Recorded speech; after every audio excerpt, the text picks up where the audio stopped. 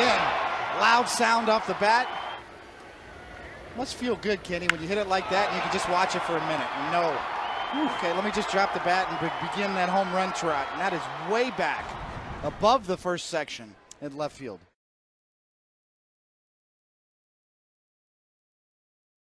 Trying to get things straightened out and trying to give the Tigers a couple innings. That was drilled deep to left field. There it goes. See ya. A bullet. 3-run home run for Alex Rodriguez. Hit number 3001. And the Yankees are leading 8-0.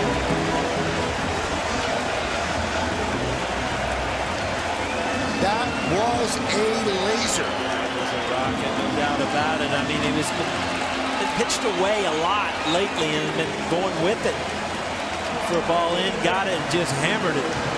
3,000 a home run, 3,001 a bomb also.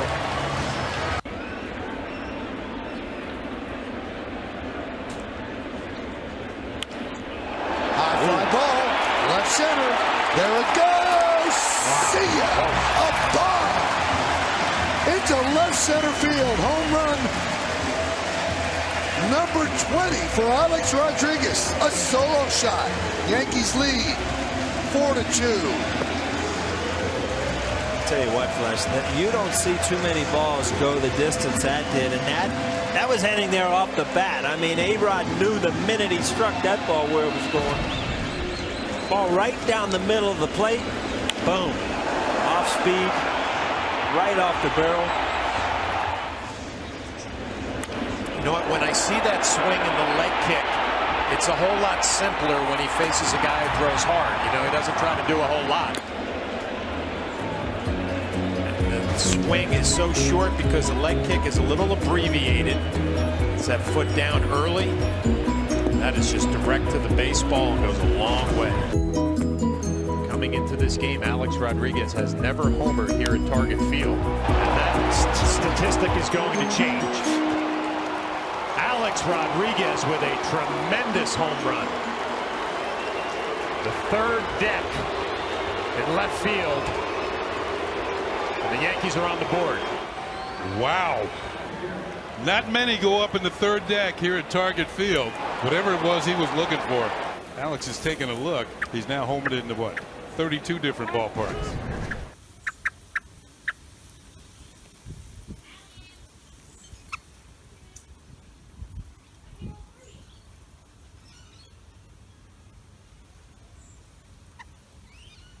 Hi, it's Sam Barker here from the Motley Fool. Behind me is Landmark Mall, or what used to be. What once was a bustling and booming shopping center just a stone's throw away from Motley Fool headquarters is now a sad shell of its former self. The only store open here is Sears, which in fact just announced its closing. In fact, the parking lot here now is pretty much a hub for Amazon Prime delivery vehicles. But if you think Amazon is behind this retail apocalypse, think again. Because it's not just Landmark Mall. This death of retail is sweeping through the nation. Just look at this outlet mall in Monroe, Michigan, overgrown with brush and broken glass after years of abandonment. Or this old Sears in Toledo, Ohio. In fact, just down the road at a run-down and demolished mall, Amazon is taking over the land and building a new distribution center. This is great for millions in the Midwest looking forward to getting packages a day or two earlier, but what does this death of retail really mean? Well, as an investor, I look at this like one of the prime buying opportunities you only see once in a blue moon. And we think one stock in particular is positioned to reap the rewards of this e-commerce boom. And it's not Amazon. In fact, the CTO of this company said their platform is handling Black Friday levels of traffic every day. Now, e-commerce has always been a huge player in the internet age ever since Amazon launched in the late 90s as an online book retailer. Since then, online sales have gone up substantially. I'll even wager that maybe you bought something online in the past month or two. But if you're sitting on the sidelines, you might be asking just how much of an impact this e-commerce really is. Well, this chart I saw the other day pretty much speaks for itself. From 2009 to 2019, e-commerce grew from 5.6% to 16% of total retail sales in the United States. And in March and April of 2020, that number grew from 16% to 27%. So put it this way, in just 8 weeks, the e-commerce industry saw a decade of growth, and Amazon only makes up a fraction of those sales. Now, here at The Motley Fool, we've not only found one under-the-radar company we think could be the next Amazon, but we found 4 other serious players in an e-commerce revolution. And when The Motley Fool finds an e-commerce opportunity, well, it could pay to listen. Like in 2002, when our founder David Gardner recommended Amazon. Since then, investors who took his guidance have seen over 20,000% returns. And while Amazon is a great company that I know David still loves and recommends, we can't help but think that there are other under-the-radar opportunities that investors might not even think of. But how do you separate the greats from the fakes? For every Amazon, there's a Pets.com. And for every Netflix, a movie. Seattle leads 2-1. 2-5-1 Seattle, 1-2-0 for the Yankees. And Jared Washburn's still in there. Now, the one thing the Yankees have to be a bit concerned about is that one of the strengths for the Mariners is their late-inning bullpen. They've got a lights-out closer in J.J. Putz. Jabba Chamberlain could hold the Mariners right where they are. He pitched the 1-2-3 7th inning, but the Yankees have to do something offensively against Jared Washburn. Here's Alex Rodriguez. There's a strike. One thing that has been somewhat consistent, Al, throughout the season is the Yankees don't consistently hit left-handed starters very well. And Jared Washburn's putting together a gem. Now, they hit him much better here at Yankee Stadium, but on the road, they're abysmal against lefty starters. And you know, if they make the playoffs, they're going to face lefty starters. Which is what most teams try to do against the Yankees historically for years. The Yankees have put together the center of their lineup as being left-handed because of the Yankee Stadium short right porch. Here's a tough left-hander right here, Michael. He's left-handed batting average against this year is 223 compared to right-handers almost 300 at 295. Pitch outside. And we said starting out, he's been tough on the Yankees. A 2.48 ERA lifetime with at least 10 starts against the Yankees, the best of anybody in the game right now.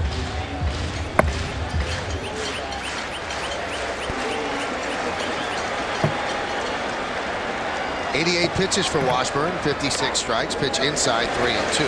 Well, let's face it, when you can negate your offense, the center of your offense, Bobby Abreu was 0-77 against Washburn. That's why he's not in there. Damon being left-handed, and Cabrera is 0 for 9 against Washburn. Cano is batting 200, 2 for 10. A lot of 194 Giambi. 3-2. Rip foul. And also by having a lefty start, and the Yankees and Joe Torre knows that they have trouble against lefties. In the original lineup, Giambi wasn't playing. Matsui is not in this lineup. Abreu's not in this lineup. So with Abreu and Matsui out, I mean, you're losing 2 of your best hitters in your lineup just because there's a lefty on the mound. Forget about facing him. 3-2. That one's drilled deep to left field. There it goes. Tie game. See ya. It's 2-2.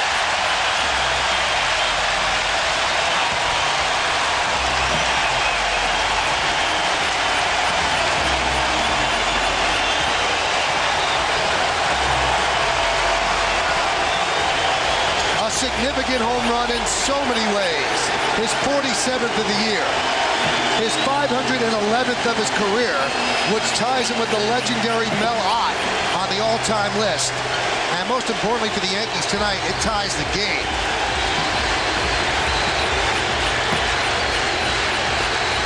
Washburn gives A-Rod, who had 5 home runs against Washburn, and probably between him and Jeter, really the only offense has done anything against Washburn. He got a fastball on the inside part of the plate. Last night, Alex Rodriguez hit a ball in the upper deck, and that ball was scorched, Michael.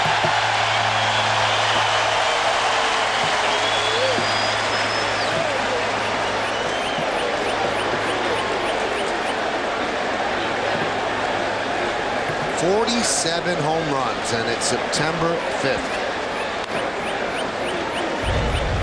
This is the 3-2 pitch. You see where Dojima was setting up outside, and Alex knew it. he doesn't get cheap. He hits him a long way. This ball's supposed to be away. It's middle of the plate, 3-2 fastball.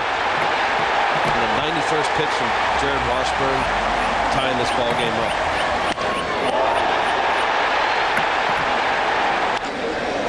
Ground ball right side. Lopez boots it, and it'll be an E4. So Cano is on with the go-ahead run.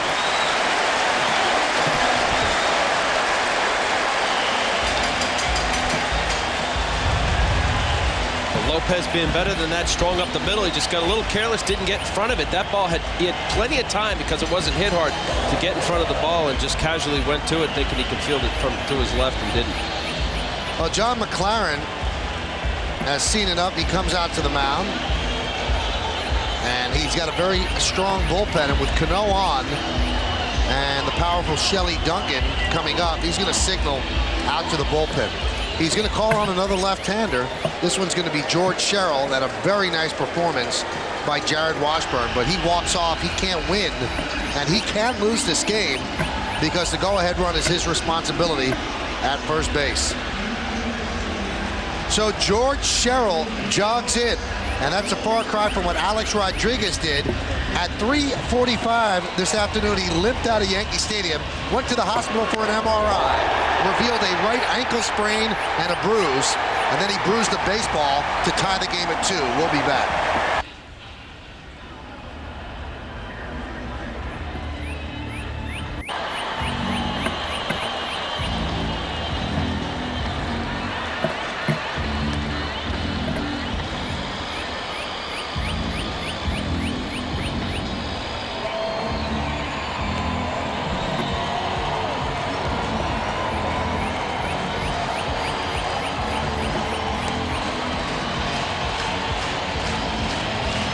Samsung's Four Seasons of Hope and Joe Torre have teamed up to make a difference in the community.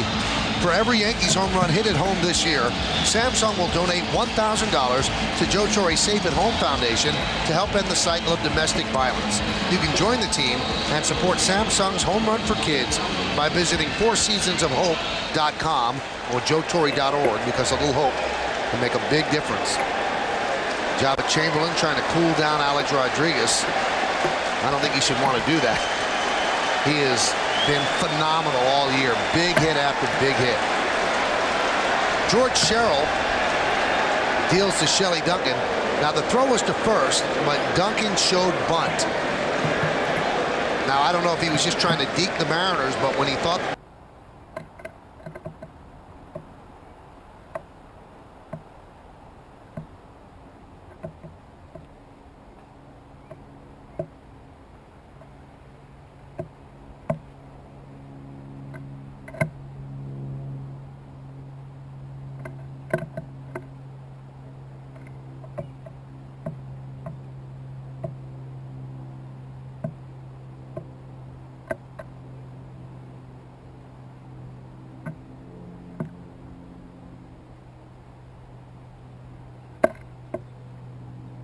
Good grammar and spelling are important, but if you want to write essays that inspire, messages that forge brighter connections, and emails that get the job done, you need to think about more than just grammar and the ball was being delivered, he ran the hands up as if he was going to bunt. Those are the numbers on Sherrill, and they are outstanding. He's a really good pitcher. Especially against left-handers, Michael. 154 this year. Lefties are batting against George Sherrill.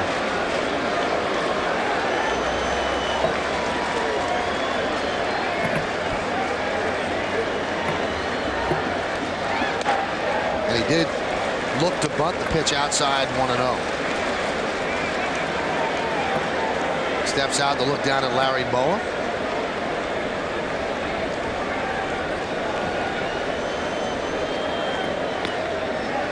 And Sean Green warms for Seattle.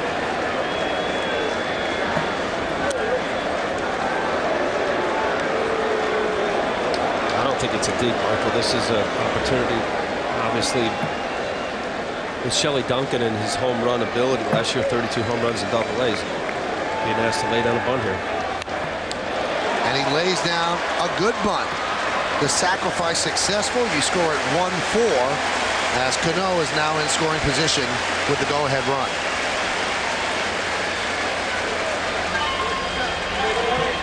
It's a well-executed sacrifice bunt from a guy in the middle of the order through his minor league career, and just lays it down softly and does a good job. Somebody taught him well on this.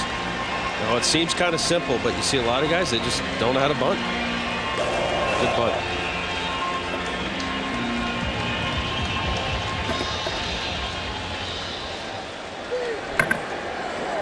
He seems to really play the game well. Don't know if he's going to be a great player, but he does the things well that you have to do. Here's Giambi. Big, healthy cut. And the count 0-1. There's this big, healthy cut. Fastball right down the middle. Jason 0 for 2 against Washburn. And the count 1-1.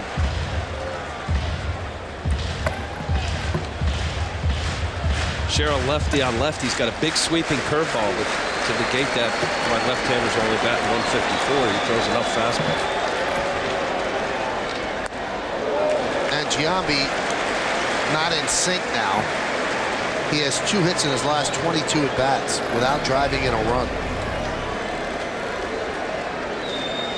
Truncated playing time, but with the talent on the Yankee bench, that's going to be the case, and he has to be more effective in the time that he gets. The 2-1. There's that breaking ball. Count 3-1. Wilson Betemit is on deck. This is a big game for both teams. The Mariners want to remain within sniffing distance in the wild card hunt, and the Yankees want to put some distance between themselves and Seattle and Detroit. The 3-1. And Giambi works a walk.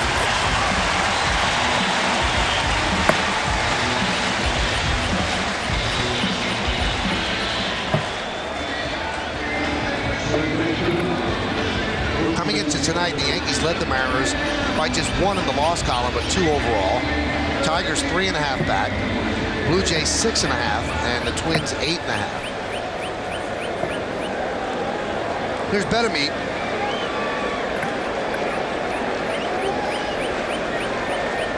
Java chomping at the bit to pitch the 8th inning. Has a chance if the Yankees score a run, pick up his first big league victory.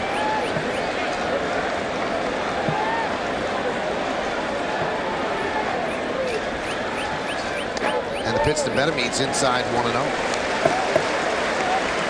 That walk for Giambi, by the way, only his 2nd walk in his last 15 games, so you know he's just not right at the plate. He always has a very high on-base percentage and is able to work walks.